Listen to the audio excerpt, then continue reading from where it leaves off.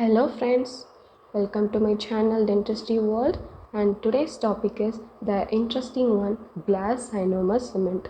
Before we are going to see this, please subscribe my channel, like, share and comment what you need. Okay, share to your friends, let them know about this glass ionomer cement. Let's start it. Wilson and Kent introduced this glass ionomer cement in 1972 but commercially identified in 1977 in Europe.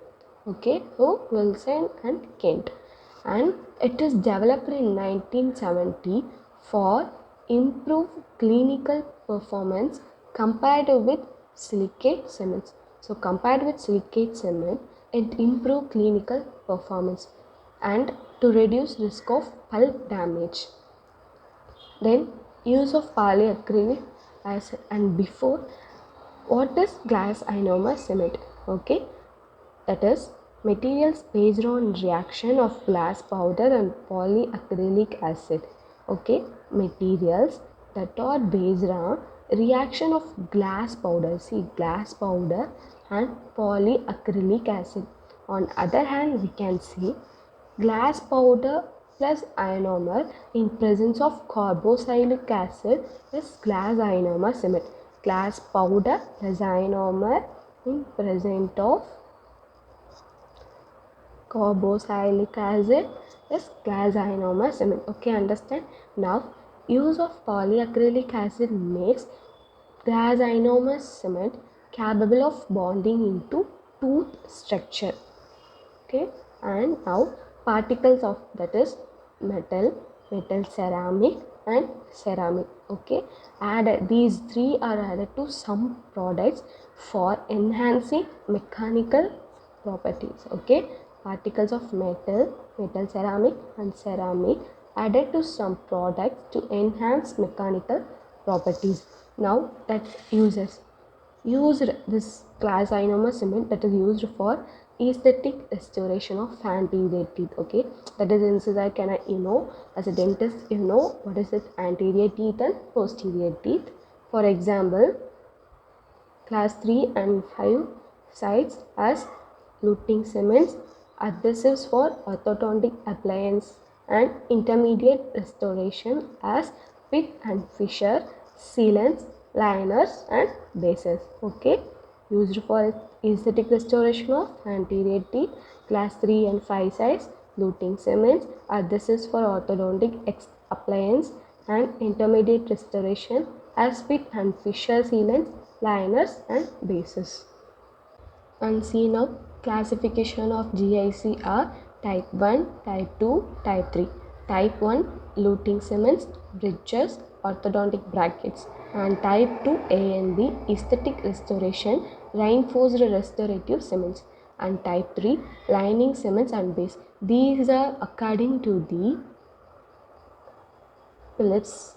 Okay, so type 1, luting cements, bridges, orthodontic brackets. Type 2, aesthetic restoration, reinforced restorative cements. Type 3, luting cements and base. Now we are going to see about composition.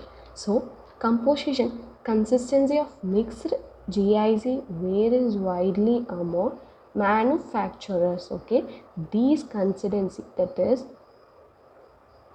liquid powder ratio, powder liquid ratio, that varies widely among manufacturers from low viscosity to high viscosity by use of various particle size. Now the particle sizes varies as large and small.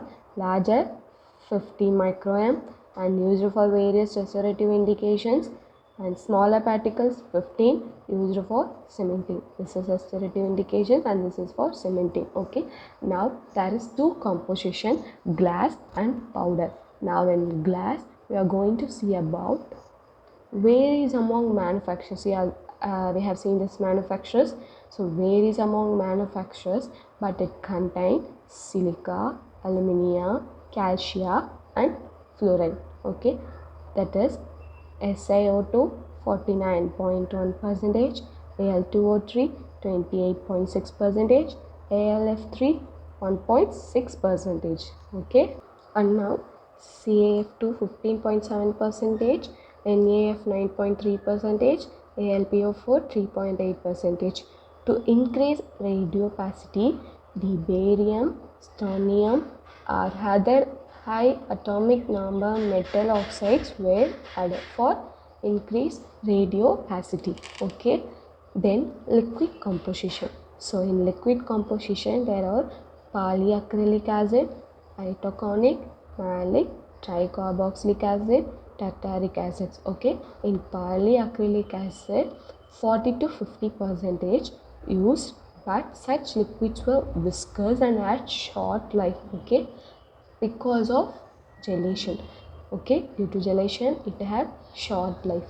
Then itaconic, malic, tricarboxylic acid, and then tartaric acid 50 to 19% allows wide range of glass to be used.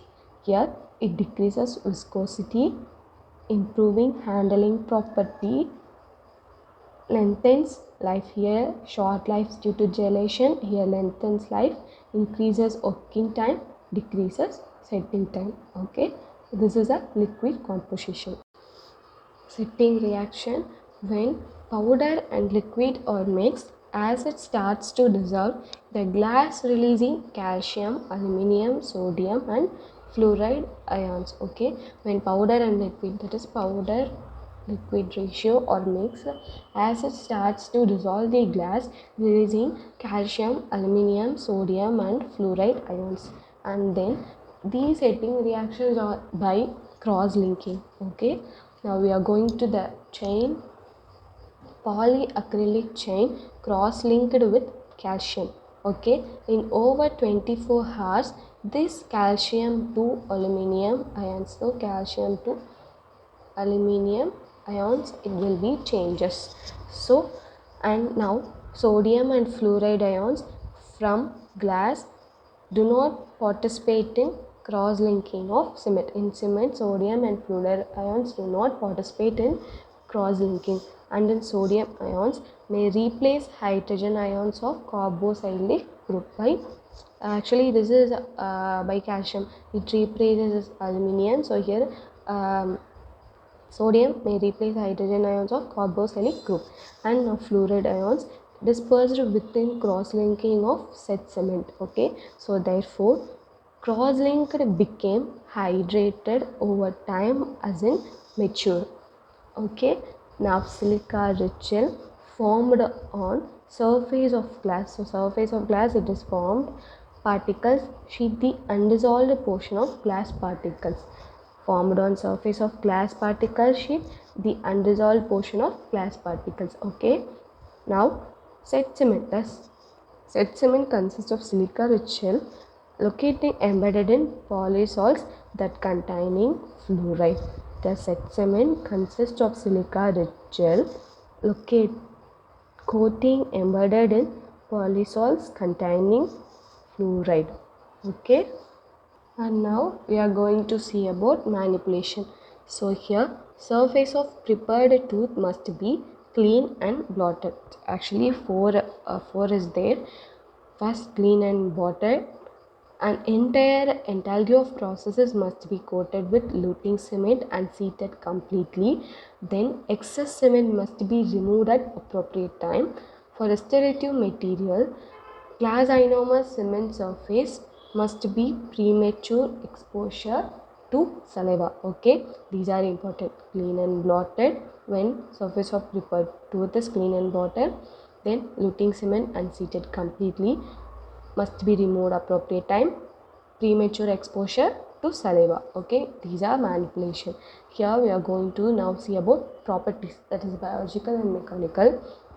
In biological and mechanical properties, greater pulper reaction than zinc oxide eugenol. So greater pulper reaction is greater than zinc oxide eugenol and lesser than zinc phosphate cement. Okay, now greater ionomer cement possesses a greater pulper hazard than glass ionomer restoration when GIC is mixed with low water powder ratio because pH remains acid longer. Okay, when pH remains acid longer. GIC is mixed with low powder liquid ratio. Now compressive strength, it is similar to that of zinc phosphate, and then tensile strength, it is slightly higher.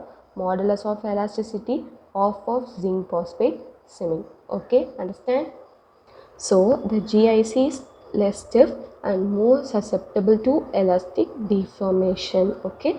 Now fracture toughness, measured of energy required to cause propagation loading to fracture, the propagation that are loading to fracture. Next, restorative glass ionomer cement are less tough than resin based composite. Restorative GIC, this is less tougher than resin based composites. Okay guys, now we are finished that glass ionomer cement. Hope you all will understand what I have shared to you. Okay, we will meet on next interesting video. Bye.